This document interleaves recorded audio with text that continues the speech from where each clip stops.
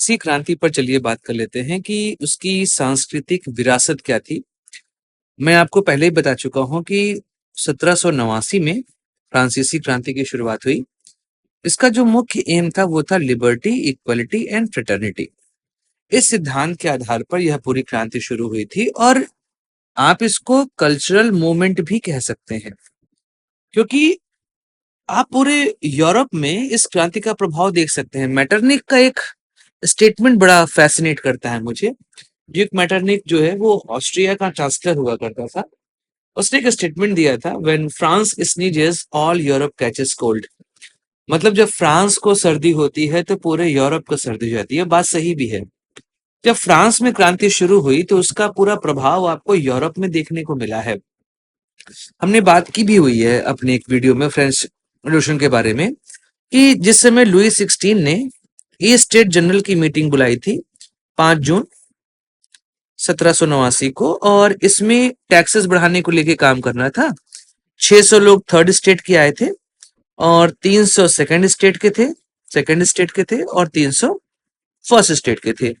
अब state wise voting थी तो एक एक और एक वोट था, तो ये आराम से बिल पास होना था। तो ऐसे में थर्ड स्टेट के लोगों ने इसका बैकआउट कर दिया कि नहीं, हम इस बात को नहीं मानते। इन लोगों ने नेशनल असेंबली बनाई थी। टेनिस कोर्ट ओर्थ भी कहते हैं इसको। वहां पर कहा कि हम एक कॉन्स्टिट्यूशन बनाएंगे। इसका एम रहेगा कि जो किंग है उसकी पावर को, शक्ति को क्या करेंगे, हम इस कॉन्स्टिट्यूशन के थ्रू नियंत्रित करेंगे। इसे सिद्धांत दिया गया कॉन्स्टिट्यूशनलिज्म। कॉन्स्टिट्यूशनलिज्म, संविधानवाद आप किसको कह सकते हैं, कि संविधानवाद का सिद्धांत जो है यहां से इमर्ज हुआ। अब जो संविधानवाद का सिद्धांत आया, किंग की सत्ता को नियंत्रित किया जाए, तो निरंकुश शासन काफी हद तक कम हुआ। और जब निरंकुश शासन कम हुआ तो फिर जो सबसे महत्वपूर्ण चीज थी वो थी right to speech. Right to speech, बोलने की आजादी, ये आई। और जो सेंसरशिप लागू था उस सेंसरशिप को यहाँ पे खत्म किया गया। तो उसकी वजह से क्या हुआ कि पूरे यूरोप में इसका प्रभाव देखने को मिला कि अब लोग human rights, citizenship, equality, modern democracy, इनकी बातें करना शुरू कर चुके थे। तो शासन व्यवस्था तो बदल रही थी, लेकिन इसके साथ लैंग्वेज अर्थात भाषा, कला, शिक्षा, साहित्य, धर्म और समाज की संरचना में भी काफी प्रभाव देखने को मिला। जैसे कि फ्रांस के निर्माण में फ्रेंच लैंग्वेज का रोल बहुत बड़ा रहा है। नेपोलियन ने तो लोकल डायलेक्ट्स को लगभग सप्रेस कर दिया था और फ्रेंच बोलने की प्रथा शुरू कर दी। पूरे फ्रांस में केवल फ्रेंच ही बोला जाएगा। तो इसने आज के वर्ल्ड में जो बौद्धिक और राजनीतिक जीवन है इसको काफी प्रभावित किया था। आप देखेंगे कि इस पूरे फ्रांसीसी रेवोल्यूशन के बाद ह्यूमन राइट्स और सिटीजनशिप को लेकर बहुत सारी बात हुई। 1789 में ही right of man and citizen, इस डिक्लेरेशन को लाया गया था। और इसने क्या किया कि जो भी व्यक्ति पैदा होता है, खासकर मनुष्य जो पैदा हो रहा है, उसकी व्यक्तिगत स्वतंत्रता है और यह स्वतंत्रता वो अपने लिए लेके पैदा होता है। इसको दुनिया का कोई भी ताकत जो है इस स्वतंत्रता को उससे छीन नहीं सकती है। तो इसकी घोषणा में समानता, स्वतंत्रता, अभिव्यक्ति की आजादी, कानून के समक्ष समान न्याय जैसे सिद्धांत स्थापित किए गए थे। यहां से आप देखेंगे नागरिकता का सिद्धांत भी आया और एक वर्ड आया, फादरलैंड। फादरलैंड का कॉन्सेप्ट डेवलप हुआ। और जो रिप्रेजेंटेशन ऑफ कंट्री है, जैसे फ्रांस में मैरियन नाम वर्ड यूज हुआ, वहां पे मैरियन, या फिर जर्मनी में जर्मेनिया, ये कुछ ऐसे शब्द है जो साफ तौर पर यह बता रहे थे कि एक नेशनलिज्म की फीलिंग डेवलप हो रही है और व्यक्ति जहां पैदा हो रहा है वहां पर उसकी नागरिकता भी हो रही है। सब चीजें यहाँ पर देखने को मिलती हैं। राष्ट्रवाद का उदय हुआ। अब राष्ट्र राजा के अधीन नहीं है। जो राजा है वह अब संविधान के अधीन काम करेगा, अर्थात स्वतंत्र नागरिक जो है वो राजा से बोलेंगे कि ये संविधान हमने बनाया, संविधान का पालन करो। आगे चल के यह व्यवस्था भी बहुत देशों में खत्म हुई, जैसे यूके में आज भी चल रही है, लेकिन फ्रांस में यह खत्म होकर रिपब्लिक आ गया था। नेशनलिज्म के सिंबल्स भी आने शुरू हुए, जैसे कि वहां पर ट्राई कलर ना, ऐसे ब्लू हो गया, फिर व्हाइट हो गया, फिर रेड हो गया, ये ट्राई कलर आ गया। फिर राष्ट्रगान ला मार्सेल, रॉजर डी लेज़ले ने इसको लिखा था। इसके अलावा ब्रदरहुड का कॉन्सेप्ट, जिसे फ्रेटर्निटी कहते हैं, उसने भी वहां की चेतना को काफी प्रेरित किया था। बाद में इसका प्रभाव आपको जर्मनी, इटली और अन्य देशों के स्वतंत्रता आंदोलन में भी देखने को मिलेगा। भारत में भी इसका प्रभाव पड़ा। भारत माता का कॉन्सेप्ट आया, झंडे का कॉन्सेप्ट आया, जो तिरंगा हमारा है इसके कई सारे फॉर्म हमको देखने को मिलते हैं। राष्ट्रगान जनगण मन अधिनायक जय हे और राष्ट्रगीत के फॉर्म में वंदे मातरम, इन सब ने भारतीय लोगों के अंदर भी राष्ट्रवाद की प्रेरणा भरी थी। धर्म और समाज में परिवर्तन हुआ। अब चूंकि कैथोलिक चर्च का नियंत्रण था, राजा और चर्च मिलकर साथ काम करते थे। चर्च एक तरीके से राजा की शक्तियों में अपनी हिस्सेदारी रखता था, टैक्स लेता था। लेकिन जैसे ही ये क्रांति हुई, यहाँ पे धर्मनिरपेक्षता था, सेकुलरिज्म को कौन से यहाँ पे प्रोत्साहन मिला।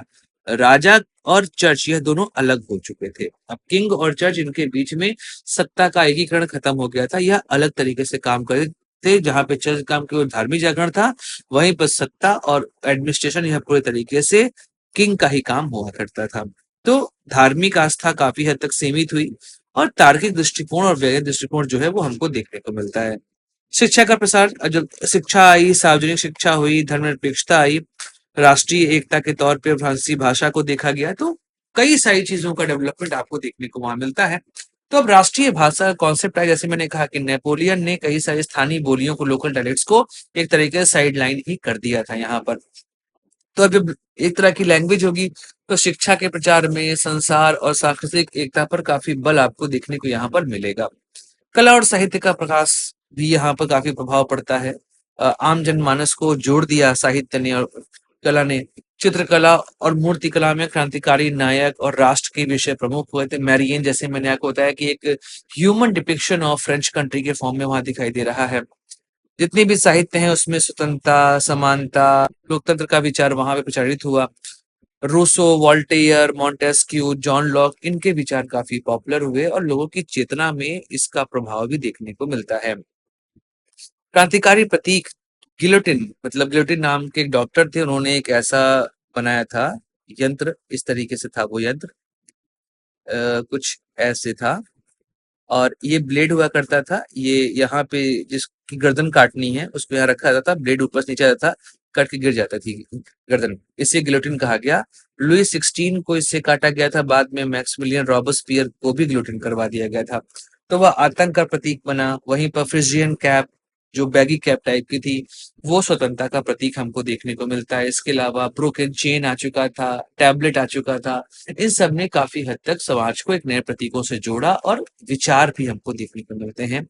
क्रांतिकारी कैलेंडर, नागरिक पर्वों को यहाँ पे अपनाया गया, जैसे कि 14 जुलाई को बास्टील डे सेलिब्रेट होना शुरू हो चुका था। सिटीजन और सिटियों ने यह शब्द वहां पे आया, जिससे लोगों की पहचान बनी वहां पर।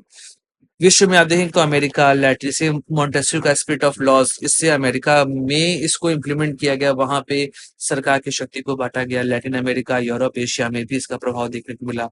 भारत में राजा राम मोहन राय, टीपू सुल्तान, यह लोग इनसे काफी प्रभावित थे। तो एक तरीके से फ्रांसीसी क्रांति ने पूरे विश्व को बदला। आप कह सकते हैं the mother of all revolution in modern ages, आप इसको फ्रांसीसी क्रांति को कह सकते हैं। मानवाधिकार, लोकतंत्र, राष्ट्रवाद, धर्मनिरपेक्षता, शिक्षा, कला, यह सब हमको यहाँ पे देखने को मिलते हैं। और समाज में तार्किकता, स्वतंत्रता और समानता के भाव को यहाँ पर जोड़ा गया। मैं हमेशा कहता हूँ liberty, equality and fraternity, these three are the basic concept of French revolution. और फ्रांसीसी क्रांति इसी के आधार पर आगे बढ़ते हमको दिखाई देती है। इसी वजह से फ्रांसीसी क्रांति का महत्व आज भी आपको मिलता है और आज भी हम इसे पढ़ते हैं, क्योंकि आधुनिक विश्व को बनाने में फ्रांसीसी क्रांति का बहुत बड़ा योगदान रहा है।